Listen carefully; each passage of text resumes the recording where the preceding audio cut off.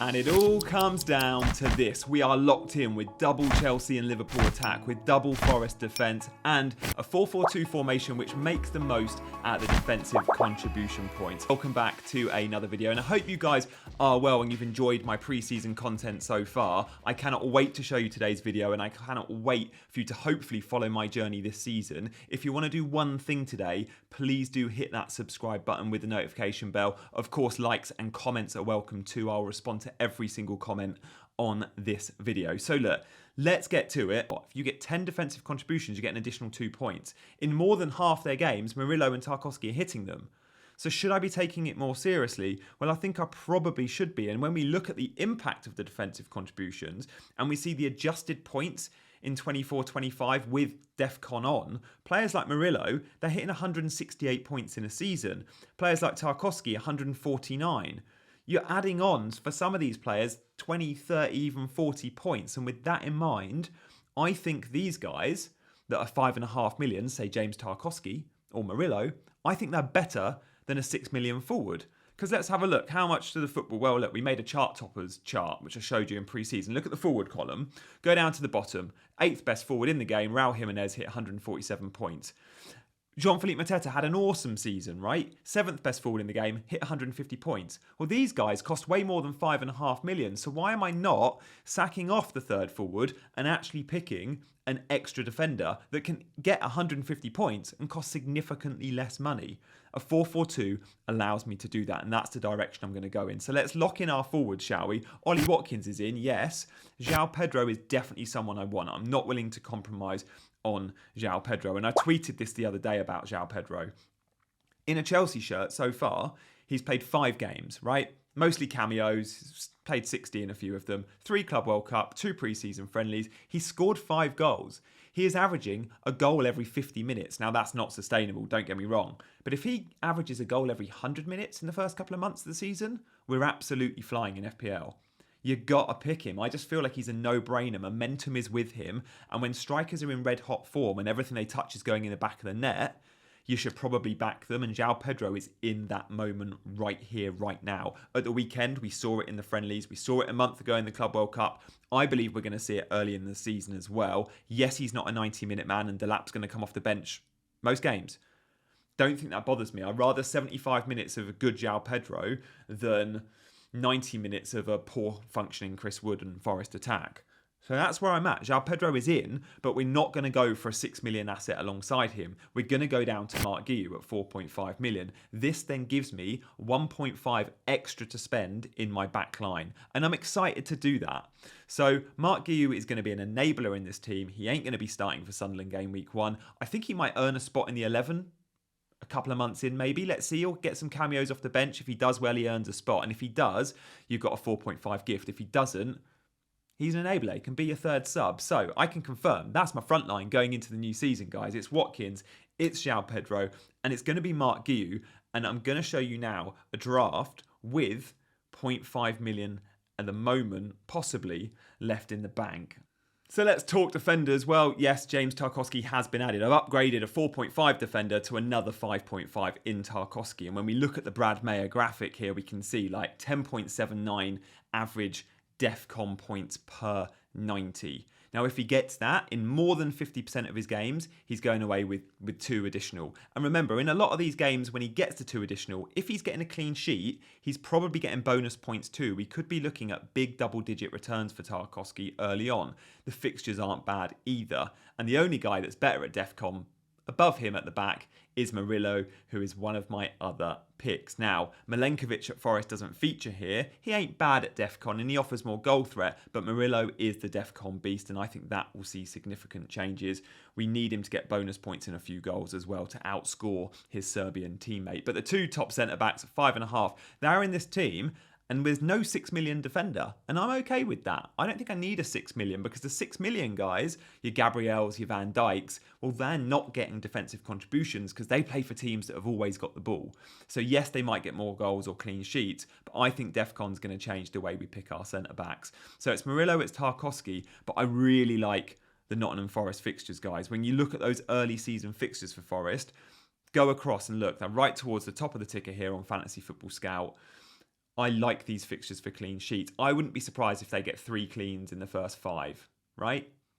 Including on the opening day. At home to Brentford is a brilliant opener for them. Pre-season, Forest have kept 5 clean sheets. So alongside Tarkowski and Murillo, we're going for Nico Williams. Nico Williams is 5 million. He does all right in the defensive contributions, but he offers quite a lot of goal threat because he gets forward from full-back. He at times will be on some of the set pieces. Nico Williams is a dangerous option for a full-back, I think, at 5 million. He's my favourite defender within that price point. And then alongside him, we're going for a player that offers goal threat like no other fullback. And you might be saying, Gianni, you're spending a lot of money here. 5.5 Tarkowski, 5.5 Murillo, 5 million Williams, and back to another 5.5 for Daniel Munoz, who doesn't have the best start to the season. But when you're picking these attacking players, they can score in any fixture. Like Palace versus Chelsea on the opening game is really difficult for Palace going to Stamford Bridge. But can they turn up? Absolutely they can turn up. They're the sort of team that can cause an upset. We've seen it in their last 2 trips to Wembley. Daniel Munoz, I think, offers goal threat like no other defender, and I'm here for his upside. We've got to balance it with centre-backs of Defcon, but also full-backs for attacking contributions too. I think Aït-Nouri and Frimpong, for the same reason, are really dangerous picks this season. Guys, thank you for hitting that like button and for subscribing to the channel as well. Really appreciate your support, and hopefully you're liking the team. I'm keen to see your comments on my team. Honest opinions would be welcome. Esteve at Burnley, I think, is the best 4 million option. There's a few. There's 4 million options at Leeds. There's 4 million options at Sunderland. But I think Esteve is my standout favourite. And again, being a centre-back, I hope he'll get some additionals. But look, other than when I bench boost, am I going to be using Esteve much? Probably not, with the 4 ahead of him, right?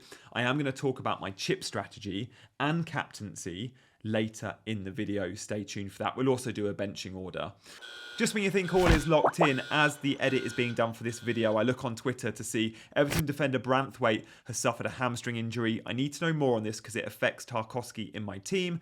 With Michael Keane at centre-back or O'Brien at centre-back alongside Tarkowski, I perhaps don't want him as much. It affects their clean sheet chances. If Branthwaite's only out for a week or 2, I'm sure there's no problem. If he's out longer term, it could be. I'll be waiting for David Moyes' press conference to learn more about this. I will make a decision and I will pin it in the comments on Friday afternoon what I do with the Tarkowski spot. If I refer to 14 lock players in this video, it probably is 13. But I think there's a good chance Tarkowski stays. If he doesn't, it's Pedro Porro coming in, or it's up to a 6 million. I've got 0.5 in the bank. I can shop in that band of Frimpong, of Aït-Nouri, of Cucurella. If I go Cucurella, I'd have to sell Sanchez to sells. But as things stand, it's likely Tarkowski stays. And let's carry on with that team selection. Shout out, by the way, to OneFootball if you're not already on the OneFootball app. This is the best football app out there. It's the GOAT of football apps. I use Fantasy Football Scout for all of my FPL insight, but for all my football insight, my transfer speculation, my press conferences, my video clips of Premier League games so I can eye test scout, it's all on the OneFootball app. Brilliant for European football, brilliant for the Premier League. It's free, it's a no-brainer. Scan the QR code and download it, guys. Goalkeepers haven't changed since forever. Sanchez and Dubravka. Dubravka's not starting at the minute. He's injured. I think he'll become the number 1 very soon. And Sanchez, if you can go up to the 5 million, guys, of Sanchez and Sales, they're considerably better than the 4.5 million lot, I think. I'm seeing a lot of drafts with Kelleher in. Spend the extra 0.5, get to a Sanchez, and you're accessing one of the best defences in the league. It just makes sense. Only Arsenal and Liverpool conceded more goals than Chelsea last year. And they've since then gone and won the Club World Cup and kept clean sheets against teams like PSG. I like Sanchez. Let's just hope Chelsea don't buy a keeper. But I think that's looking less likely by the day. But this is where it gets fun. It's the midfield, right? And so far, every player we've seen is locked. I've told you I'm locked, and I don't say the term locked lightly. I want to talk about the midfield, though, because Salah has to be in this midfield for me. There are plenty of managers going without him, and I'm completely cool with that. You have to play the game the way you want to play it. And in years gone by, I've said Salah's a must-have. I'm not going to say that this year. I don't think he's a must-have. I think you can cover Liverpool attack by brilliant new additions. Florian Wirtz, together with Gakpo, together with Ekitike, 2 of those 3 you could own instead of a Mo Salah. Costs about the same, and you can probably cover it. But captaincy is a huge part of the game, and I know more often than not, I'll want to captain the game's best player, and that is still Mo Salah for me. It means I can't have Haaland, and I think when you go Haaland and Salah, there's probably a little bit too much compromising your team. So with a heavy heart this season, I've ruled out Erling Haaland, but I am absolutely committed to picking Salah in this draft. And that has not waned because of a bad Community Shield or because of a penalty miss. Salah's still the main man. He's still going to get tons of chances, and he's going to bully teams late on that he always does. The final 20 minutes of football matches, when Liverpool are cruising 3-0, he still gets 90 minutes, and he goes and scores his second return, which isn't just 5 extra points for the goal. It usually then means he gets to 2 or 3 bonus points. Salah is a lock in this team, and alongside him, Florian Wirtz. Let me show you the goal threat from last season, guys. It's about to get better. Ranking the most attacking top teams on goals, on XG, and on big chances. Liverpool came out with 86 goals. Next best was City with 72. Miles better than anyone else. The highest XG by some distance. And guys, big chances. Chelsea got 120, Liverpool 150. Like, they are head and shoulders above every attack in the league based on what we saw last year. They've just gone and got better. They've just gone and got considerably better. And Florian Wirtz is a big, big part of that. And if they go and get Isak as well, by the way, Ekatike too, obviously, then it feels like they've absolutely completed it. So do I think double Liverpool attack is needed? I absolutely do. Now, fixtures against Bournemouth, Newcastle, Arsenal isn't the best 3. I expect they'll score in all those games. And then in 4 and 5, it's really pretty. You're going to want double Liverpool attack. And therefore, Wirtz has been nailed in this team. Cole Palmer, he's the game's most highly owned player. That's pretty cool. Like, FPL tweeted the ownership, and Palmer is higher than now João Pedro and Salah. Now, before the Community Shield, Salah was the highest owned player in the game. Now it's Cole Palmer. A few have sold Salah for Palmer. Palmer's so dangerous. You want to access Chelsea, we just saw, often like a top 3 attack from last season. If you're going to try and cover Chelsea attack, there's no better to do it than with, obviously, Palmer and João Pedro. But Palmer, for me, everything's going through him. He's looked sharp pre-season. He looked brilliant in the Club World Cup. Palmer, again, a lock in this team. Midfielder 4, he came in. He's been in and out all pre-season. But this isn't knee-jerking to the friendly where he scored a brace in 45 minutes in Palermo. I've been tweeting about Rangers for some time. Lots of tweets about how good he'll be when he joins the Premier League, about how good he was in the Euros, about how good he was at AC Milan. But Rangers scored 10 league goals last season and got 3 assists for AC Milan, who were rubbish. AC Milan finished like outside the European spots in Serie A. Now, if Rangers can score 10 league goals and get a few assists, at 5.5, he's going to make a mockery of that price point. So yes, there are better 5.5 midfielders for all-round things. Nailed 90 minutes, set pieces, Defcon. But Rangers has an eye for goal, and even when he plays deep, he still box crashes. He's all about timing, and he's brilliant at it. And last season at Milan, he became a big goal threat, and that's part of the reason why Pep bought him. He might play in the Rodri role at first if Rodri's injured, but more often than not, we're going to see him ahead of Rodri as an 8, box to box, and that makes me want him at 5.5. He also means I can cover the Man City attack, and that's important, especially for the teams with no Erling Haaland, right? It's obvious, but it's true. Now, I've said this is my lock team, and every single player we see on screen is absolutely locked. I want to just show you last week's team. I showed you this video on Monday, right? I said I've got 9 players locked, and this is the team I showed you. I then went through all the other options, and some of those players have made it in and some haven't. But when I say my team is locked, and I told you 9 are locked, those 9 are absolutely in the team that we're looking at, right? I don't use locked lightly, and I don't want you guys to be waiting on me on a deadline stream. So can you come and watch my YouTube channel, everyone. Watch my deadline stream, because I'm going to make all my decisions in the final 10 minutes, even though I've had 30 days to make my team, so I get more views. I'm doing this to hopefully give you transparency on what direction I'm going, and not to play you to keep watching my channel, okay? So hopefully you appreciate this. Now, when I have shown you the team we're currently looking at, I'm 14 players locked. Now, sure, if one goes and gets injured, or there's a press conference that says that Wirtz is 50-50, or that Salah's fallen out the manager, something extreme could happen, which means I change this based on Friday press conferences. It's so unlikely, it's untrue. These 14 are in my team. There is a 15th spot up for grabs, and I'm a little bit torn. I'll tell you what odds I'm at on those 4 players. I've narrowed it down to 4. I've got 5.5 million to spend, and these are my 4 options. I've got Elliot Anderson, who at 5.5 feels like the best 5.5 in the game. But I'm just thinking, is it worth having 0.5 left in the bank? Because I'm going to buy a player that goes up in price. Very likely my first transfer, whether it's game week 2 or 3 or 4, the player I buy would have already gone up 0.1. If I have 0.5 in the bank, I can shop in the same band. If I don't have 0.5 in the bank, I'm effectively going down $500,000 when I'm shopping. I just want to bear that in mind. And if there's not much to split these for, then maybe go for a 5 million. After all, this is a spot for my bench. This is my 8th attacker, not my 7th attacker. So Elliot Anderson, he's going to be great for so many reasons. Defcon, some set pieces. I question Forest goals. Christie's out injured, but he'll return in a couple of weeks, and he's a Defcon monster. He's 5 million. Jacques has been in the team for weeks. Set pieces could be all right at Defcon, but set pieces especially. And then Dewsbury Hall, I feel like Everton are going places with the signing of Grealish. Dewsbury Hall will play 10 before Grealish comes in. Opinion week 1 he plays number 10, but there might be part of the midfield too. So where am I at with the 4?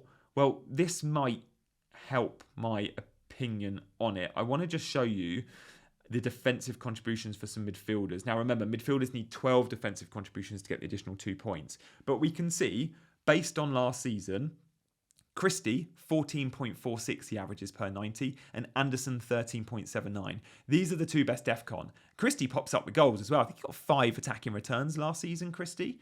So I like Christie, but he's not fit for game week 1. That doesn't bother me because he's on the bench. Elliot Anderson, it's 0.5 more money. If I go to a Dewsbury Hall, let's go back to that 4. What I like about Dewsbury Hall is I like Everton fixtures. I like the fact he's 5 million. I like the fact he's got an eye for a goal. And his defensive contributions at Leicester averaged around 10-11. So he's very close to Defcon quite often in the 2 seasons he was at Leicester in the Premier League. I'm comparing Leicester because that's where he was in the team way more. I don't want to compare fits and starts coming off the bench for Chelsea. So with all that in mind, and by the way, on Scout, you can go back in the members area and search and find the data, which is awesome for Leicester. Check out the Scout members area if you haven't already. There's a link in the description. But at the moment, I'm looking at Dewsbury Hall. Now, don't go anywhere because we're going to talk about squad. We're going to talk about chip strategy. We're going to talk about captaincy. But as things stand, let's put Dewsbury Hall in. And I'm going to say I'm 60% Dewsbury Hall. I'm 30% Christie. I'm 10%, 5% Anderson, 5% Xhaka. I'm going to go 5-5, 30-60. I think I'll land on Dewsbury Hall. Let me know in the comments who you would go to. I think that 0.5 in the bank is going to go a really long way. I think that 0.5 in the bank could be really, really valuable. Remember, this is just a bench spot. So that's where I'm at. Let's now talk about the squad order, but before we do the plans to bench boost. Now, my original plan on bench boost was to go through and definitely commit to an early bench boost. Now, I still want to commit to an early bench boost, but I'm not willing to compromise my team just because of bench boost. Bench boost might get me 8 points, right? It might get me 7 points. It's not worth making big decisions about your squad because of bench boost game week 1. Pick the best squad for the first 10 weeks or 5 weeks, and then work bench boost into your strategy. I would like to bench boost before I wildcard, and then when I wildcard, I can think about my 11. If Dubravka doesn't get into the 11, or if Mark Guiu doesn't get any game time, that affects my decision to bench boost, and it has to therefore come maybe after wildcard, before, of course, I lose it in game week 19. Not the end of the world. It's one of the weaker chips. I don't quite know when I'm going to wildcard. I don't quite know when I'm going to free hit. I don't quite know when I'm going to triple captain. Triple captaincy options are quite good on Haaland. Erling Haaland plays Burnley, Sunderland and Leeds all at home before game week 19. So I'm pretty sure my triple captain will be on either Salah or Haaland when at home to one of the newly promoted teams. Salah, I think, only plays 1 before he goes off to AFCON.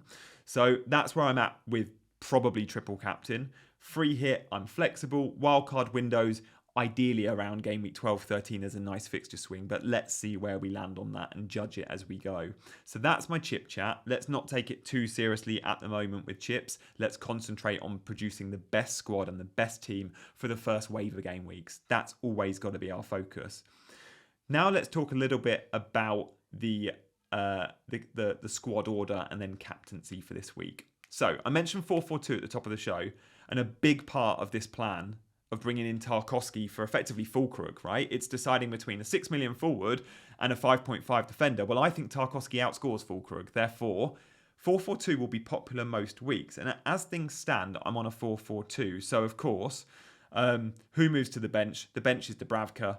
It's Dewsbury Hall first sub, it's Esteve second, and it's Mark Guiu third. There is a world in which this week I actually play a back three. I put Dewsbury Hall into the 11 and I drop Munoz down to first sub. But most weeks I'm looking at a first sub of one of my defenders if they have a bad fixture. Count Esteve out. One of my expensive defenders if they have a bad fixture. Or Dewsbury Hall. At times maybe even Rangers. And I'm fully comfortable with that. On the bench, there will always be Esteve, there will always be Dubravka, and for the time being, there'll always be Guiu. And I like the fact that it's quite light in terms of money. More money in the 11, $500,000 in the bank, I feel like is absolutely huge with this team if I stick with that 5 million spot.